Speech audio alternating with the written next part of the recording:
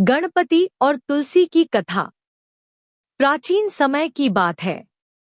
भगवान गणेश जी गंगा तट पर गहन तपस्या में लीन थे।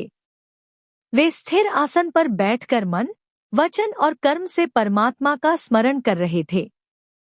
उनके मुखमंडल पर अद्भुत तेज था।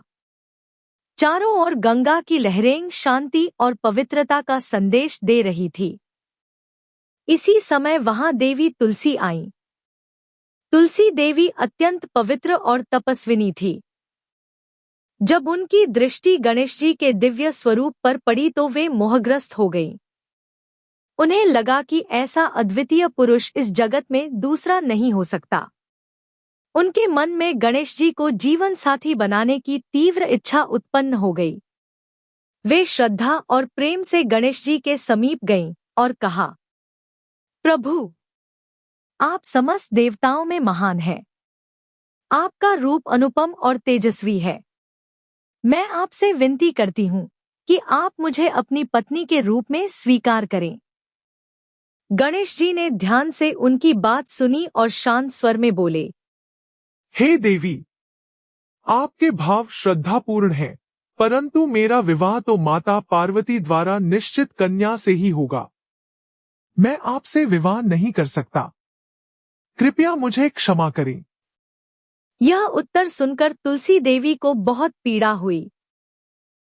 उन्हें लगा कि उनकी भावनाओं का अपमान हो गया है। उनका मन क्रोध और आक्रोश से भर गया।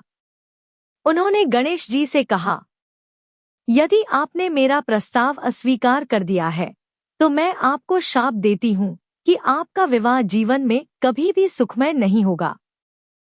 तब गणेश जी भी गंभीर स्वर में बोले, हे तुलसी देवी, आपने क्रोध में आकर अनुचित शाप दिया है।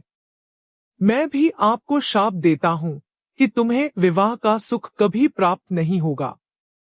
तुम युगों युगों तक पवित्र पौधे के रूप में पूजी जाओगी, लेकिन मेरी पूजा में तुम्हारा प्रयोग कभी नहीं होगा।